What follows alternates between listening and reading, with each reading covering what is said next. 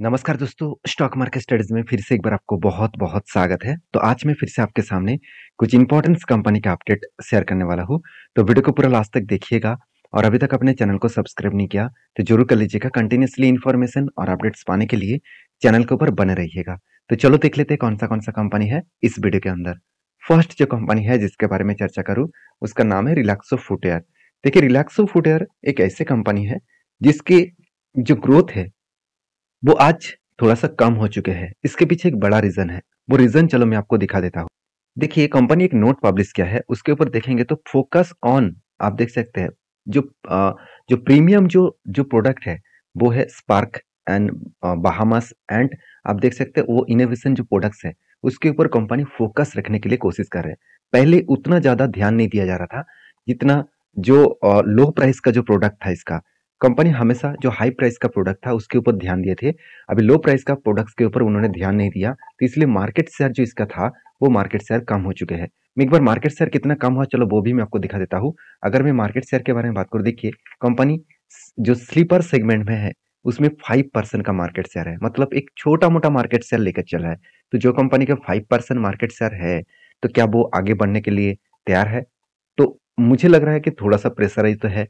तो फिर भी कंपनी के ऊपर देखिए एक्सपेंस और यहाँ पे देख सकते हैं डिस्ट्रीब्यूशन जो नेटवर्क है और वो भी उसके ऊपर कंपनी न्यू चैलेंज ले रहा है और वो भी ई कॉमर्स के बिजनेस के ऊपर, मतलब कंपनी न्यू न्यू चैनल्स बना रहा है, new new e commerce business बना रहा है जहाँ पे एक ऑनलाइन के माध्यम से आप अ, कोई भी शूज परचेज कर सकेंगे। इस तरीके से प्रोजेक्ट के ऊपर कंपनी काम करे, तो इसका मतलब है कंपनी बिजनेस को धीरे धीरे करके चेंजिंग कर रहा है।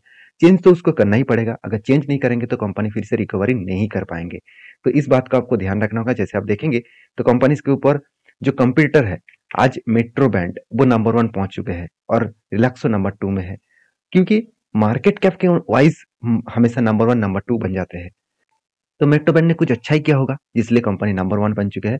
और बाकी इस कंपनी के ऊपर क्वार्टर रिजल्ट दिखा दूं तो देखिए सेल्स में कोई कमियां देखने को नहीं मिलेगा। ऐसे नहीं कि कंपनी सेल्स कम किया, मान लेता हूँ कंपनी क्वार्टर क्वार्टर बेसिस को कंपनी एस्टिमेट के हिसाब से बीट नहीं कर पाए, एक्सपेंस को कंपनी कंट्रोल में रखे, उस बेसिस में नेट प्रॉफिट 30 से 39 बना। इसका मतलब कंपनी का नेट प्रॉफिट भी अच्छा खासा ग्रोथ होता देखने को मिले। तो नेट प्रॉफिट ग्रोथ हुआ किस बेसिस में? ईयर ऑफ ईयर बेसिस में। और कंपनी का देखिए क्वार्टरली रिजल्ट देखिए और कंपनी का हाल ही में क्वार्टरली रिजल्ट देखिए, मतलब क्यू ऑफ क्यू बेसिस में कंपनी का रिजल्ट खराब है। तो रिजल्ट खराब होने के कारण कंपनी के ऊपर तो एक प्रेशर बनेगा। तो उसी के कारण के वजह से रिलैक्सो के ऊपर देखिए कंटिन्यूअसली एक सेल अप का मोमेंटम देखने को मिला। तो जो लोग मुझे कमेंट्स कर रहे थे सर किस कारण की वजह से कंपनी के ऊपर सेल हो रहा है, तो उसके पीछे यही एक रीजन है कि कंपनी के ऊपर अभी एक प्रेशराइज इसीलिए बनता हुआ देखने को मिला है। पहली बात, कंपनी के जो रिजल्ट है वो उतना खास नहीं आया, क्योंकि कंपनी हमेशा एस्टीमेट को बीट करके आगे बढ़ना चाहिए था, मगर एस्टीमेट को बीट करके आगे नहीं बढ़े। चलो मैं एक बार आपको दिखा भी देता हूँ। देखिए मेट्रो बैंक क्यों आगे बढ़ा। देखिए मेट्रो बैंक के मैं मेट्रो बैंक के डेटा दिखा दूं तो देखिए पिछले बार का जो सेल्स था इस बार सेल्स बढ़ चुके हैं। उसके साथ साथ कंपनी का नेट प्रॉफिट थोड़ा सा कम हुआ, तो ऑलमोस्ट क्वार्टर्स को बीट किया है। तो क्वार्टर्स को बीट किया, ईयर ऑफ ईयर बेसिस को बीट नहीं कर पाए, तो क्या हुआ, कंपनी के सेल्स तो ज्यादा है। तो यही कुछ कारण से जिस कारण की वजह से मेट्रो बैंक आगे बढ़ रहा है और रिलैक्सो थोड़ा सा पीछे घट रहा है। तो बाकी दिखेंगे तो इस कंपनी का जो डेटा है उस डेटा के हिसाब से बात करूं तो कंपनी का जो बिजनेस है वो ऑल ओवर इंडिया में 95%, रेस्ट ऑफ वर्ल्ड में 4.3%। और कंपनी का टोटल जो बिजनेस है वो फुटवेयर सेगमेंट में है। और कंपनी विंड प्रोजेक्ट के ऊपर भी बिजनेस स्टार्ट किया है जहाँ पे 0.01% के आसपास है, एकदम ना के बराबर देखने को मिला। बाकी इस कंपनी के ऊपर जो म्यूचुअल फंड है और मतलब इंस्टीट्यूशन है वो देखिए मतलब प्रोमोटर के बाद एफएस ने अच्छा खासा होल्डिंग उठाया और म्यूचुअल फंड ने अच्छा खासा बाइंग किए और एफएस के पास भी अच्छा खासा होल्डिंग्स है। तो इंस्टीट्यूशन जब अच्छा खासा होल्डिंग को कंटिन्यू कर रहा है तो कुछ ना कुछ तो बड़ा पॉजिटिविटी देखने को मिल सकता है। बाकी इस कंपनी के चार्ट पैटर्न्स के मैं पहले ही बात कर चुका हूँ। मुझे इस कंपनी के ऊपर एक आशा था कि कंपनी इसके ऊपर शोल्डर कम हेड कम शोल्डर बनने के बाद एक ब्रेकआउट देखने को मिलेगा, मगर यहाँ पे कुछ ब्रेकआउट नहीं देखने को मिले, तो इसलिए मैंने अभी तक कोई ट्रेंड नहीं लिया। और मुझे लग रहा है फिर से एक लंबा जर्नी होने के बाद ब्रेकआउट करने का कोशिश करेंगे। तो जब ब्रेकआउट होगा तब मैं जरूर आपके साथ जरूर शेयर करूंगा। तब तक के लिए इस कंपनी के ऊपर आप जरूर स्टडी करके काम करिए। और हाँ, मेरे वीडियो हमेशा एजुकेशन पर्पस में शेयर किया जाता है। कोई भी मेरी तरफ से बाय एंड सेल का रिकमेंडेशन नहीं है, क्योंकि मैं कोई सेबी रजिस्टर्ड पर्सन नहीं हूँ कि मैं आपको बाय सेल का रिकमेंडेशन करूँ। तो जो लोग मुझे पूछ रहे हैं कि सर क्या इतना दूर तक टारगेट रख पाऊंगा, वो आपके हिसाब से जरूर स्टडी करके आप रिसर्च करके करिएगा, क्योंकि मैं सारी चीज में इसीलिए दिखाता रहता हूँ क्योंकि सारी चीजों से आपको कुछ सीखने को मिले। तो जो मेरा टारगेट है वो मैं आपके साथ शेयर करूँ। आप अगर उसको टारगेट लेना चाहते हैं तो आपका जो एडवाइजर है उसके साथ बातचीत करके काम करिए। तो नेक्स्ट जो कंपनी उसके बारे में बात करूँ उसका नाम है टाटा मोटर्स। देखिए टाटा मोटर्स के नाम लेते ही मन में एक चीज मुझे देखने को मिलता है, इस कंपनी के ऊपर मेरा होल्डिंग 100 रुपीज के नीचे है। 100 रुपीज के आसपास नीचे भी अराउंड 75 रुपीज के आसपास मेरा होल्डिंग्स है। तब से लेकर मैं इस कंपनी के ऊपर कंटिन्यू कर रहा हूँ। हाँ, बीच में कुछ क्वांटिटी बेचा भी था और अभी एवरेज थोड़ा सा ऊपर हो चुका है क्योंकि बीच में फिर से मैंने बाय किया, तो कोई बात नहीं। तो मैंने फर्स्ट टाइम 70 रुपीज 75 रुपीज के आसपास खरीदारी किए थे और आज कहाँ पे चल रहा है 915 रुपीज। तो मैं इस कंपनी के ऊपर करीबन 1100 रुपीज के ऊपर टारगेट रखा हूँ। एज ए स्विंग ट्रेडिंग के हिसाब से मैंने टारगेट क्यों रखा, चलो सबसे पहले वो मैं आपको दिखा देता हूँ।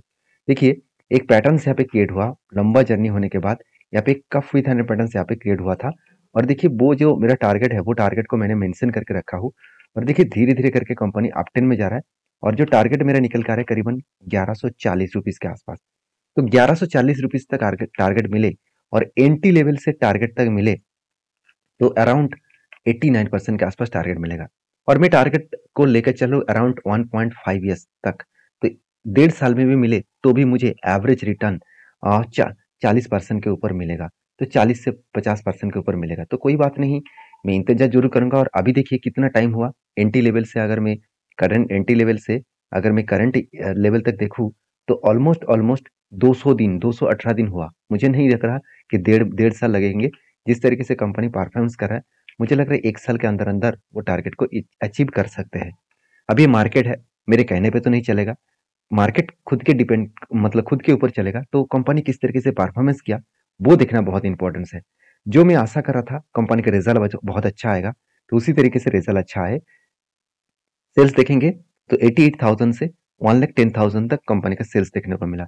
एक्सपेंस कंपनी पिछली बार जितने किया था इतना इस बार भी उतना ही सेल एक्सपेंस किया और कंपनी का नेट प्रॉफिट 3,000 करोड़ से 7,000 करोड़ बना, इसका मतलब डबल से भी ज्यादा, तो दुगना से भी ज्यादा कंपनी का नेट प्रॉफिट बढ़ता हुआ देखने को मिले। तो यही कारण की वजह से कंपनी के ऊपर एक मैसिव मोमेंटम जर्नी भी देखने को मिल सकता है। बाकी इस कंपनी के ऊपर एज ए इन्वेस्टर प्रोमोटर से लेकर एफएसडीएस पब्लिक हर किसी के पास आपको इन्वेस्टमेंट देखने को मिल जाएगा। तो एक चीज मैं जरूर कहूंगा इस कंपनी के ऊपर, तो कंपनीज के ऊपर जब भी आप काम करने के लिए जाएंगे तो ये सारे पॉइंट्स को आपको जरूर स्टडी करना पड़ेगा। उसके साथ साथ एक पॉइंट्स और भी आपको ऐड करना होगा, वो है इस कंपनी के ऊपर इंस्टीट्यूशन क्या कर रहा है। देखिए पहले से ही इंस्टीट्यूशन बाई करना स्टार्ट कर चुके थे, तो इस बाइंग देख अगर आप पहले से ही देख लिया होता तो आपको पता चल जाता कि आज नहीं तो कल मार्केट में एक धमाका आने वाला है। क्योंकि अच्छी कंपनी के ऊपर जब भी इंस्टीट्यूशन बाय करते हैं पहले से ही बाय करना स्टार्ट कर देते हैं तो सोचना कुछ ना कुछ बड़ा एक धमाका देखने को मिल सकता है। तो देखिए हम लोगों के पास तो रिसर्च सिर्फ वेबसाइट से मिलते हैं, कंपनी खुद के मैनेजमेंट के साथ बातचीत करके काम करते हैं। तो कोई भी अगर डाउट्स है तो मैनेजमेंट के साथ वो डायरेक्टली बात कर सकते हैं, तो इसीलिए उसको बहुत ज्यादा कंपनी के डिटेल्स के बारे में पता चल जाते हैं। तो वो पहले पता चल जाने से कारण वो पहले से ही खुद के पोजीशन बना लेते हैं। तो रही बात इस कंपनी के ऊपर, मेरा जो राय है वो मैं आपके साथ शेयर किया हूँ। आपके क्या राय है जरूर मुझे कमेंट्स करके बताना। नेक्स्ट जो कंपनी उसका नाम है LTTS। इसके ऊपर सबसे पहले मैं टेक्निकली चार्ट पैटर्न दिखाऊंगा, ठीक है। जिसका मुझे इंतजार था वो मुझे फाइनली टारगेट अचीव होने वाला है। क्योंकि किस किस कारण की वजह से मैंने एंट्री लिया था वो दिखा दूं। तो एक कफ विथ हैंड पैटर्न बना और इसके बाद ब्रेकआउट हुआ। हाँ, मुझे कुछ दोस्तों ने ये भी कमेंट्स किया सर कप भी जितना बड़ा है हैंडल भी उतना बड़ा है, क्या इस तरीके से पैटर्न्स को फॉलो अप करना चाहिए। देखिए मेरे हिसाब से कप जो है इसका जो लो रेंज है इस लो रेंज के नीचे हैंडल को टच नहीं करना होगा। मतलब अगर हैंडल इसको टच कर देंगे तो इस पैटर्न को कैंसिलेशन में कर देता। तो हैंडल टच नहीं किया तो इसका मतलब ऑब्वियसली इसको हैंडल मानूंगा। ऐसे नहीं कि हमेशा कप बनने के बाद छोटा सा हैंडल बने। तो इस तरीके से जो हम लोग जो चाय पीते हैं उसका कप हैंडल पैटर्न नहीं बनेगा। यहाँ पे कुछ पैटर्न्स आपको ये देखना है कि कप विद हैंडल पैटर्न्स कुछ बना के नहीं बना। तो फाइनली दो तरीके से इसका सपोर्ट मिला था, सॉरी रेजिस्टेंस मिला था। यहाँ पे एक रेजिस्टेंस है और यहाँ पे कंपनी का रेजिस्टेंस है। दो रेजिस्टेंस है, दो रेजिस्टेंस से पहले ही कंपनी के जो टारगेट है वो टारगेट के नजदीक है। मेरे हिसाब से 1-2 दिन के अंदर अंदर वो टारगेट को अचीव करने वाला है। क्योंकि कंपनी का रिजल्ट जब आया था तब भी देखेंगे तो कंपनी के ऊपर एक अच्छा खासा धमाका हुआ था, क्योंकि रिजल्ट भी अच्छा खासा देखने को मिले थे। चलो एक बार मैं आपको रिजल्ट भी दिखा देता हूँ, तभी और भी क्लियरिटी आपको मिल जाएगा। तो अगर रिजल्ट देखेंगे तो कंपनी इसके ऊपर देखिए 2150 करोड़ और इस बार 2422 करोड़ के आसपास सेल हुआ।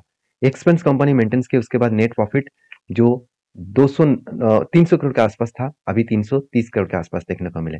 तो कंपनी का नेट प्रॉफिट यहाँ पे भी अच्छा खासा देखने को मिले है। तो कंपनीज के ऊपर जो सिचुएशन है उस सिचुएशन को आप यहाँ पे देख सकते हैं किस तरीके से सिचुएशन बना है, और अर्निंग पर शेयर यहाँ पे भी अच्छा खासा ग्रोथ होता हुआ देखने को मिले। बाकी इस कंपनी के ऊपर म्यूचुअल फंड भी देखिए लगातार इस कंपनी के ऊपर बाइंग करते चले जा रहे हैं। एक भी मंथ ऐसे नहीं गया कि जहाँ पे म्यूचुअल फंड ने बाई नहीं किया। क्यों नहीं करेंगे? इतना शानदार परफॉर्मेंस करने वाला कंपनी के ऊपर कौन छोड़ने वाले हैं? तो मैं तो इस कंपनी के ऊपर कंटिन्यू करूंगा। आपके क्या ओपिनियन है जरूर मुझे कमेंट्स करना। नेक्स्ट जो कंपनी है उसके बारे में चर्चा करूं, इंटेलोवेट कैपिटल वेंचर्स लिमिटेड। तो इंटेलोवेट कैपिटल वेंचर्स लिमिटेड जो एक 700 करोड़ का कंपनी है। तो सबसे पहले मैं बता दूं कंपनी हाई रिस्क की कंपनी है, क्योंकि कंपनी के ऊपर जो धमाका परफॉर्मेंस हुआ 14 रुपीज का शेयर 160 तक गया। तो इसको देखकर खुश मत हो जाना, क्योंकि कंपनी के ऊपर बहुत ज्यादा रिस्की कुछ पॉइंट्स भी है। तो उसके बाद मैंने एक अपडेट मुझे मिला जो मैं आपके साथ शेयर कर रहा हूँ। कंपनी 12 फरवरी में कंपनी हर एक के बदले 2 शेयर आपको देने वाला है। तो जो लोग इस कंपनी के ऊपर एक्स्ट्रा बोनस पाने के लिए इस कंपनी के ऊपर काम करना चाहते हैं तो प्लीज एक बार रिसर्च करिए, उसके बाद काम करिए। मेरे तरफ से कोई भी रिकमेंडेशन नहीं है। मिलते हैं नेक्स्ट वीडियो में, तब तक के लिए धन्यवाद।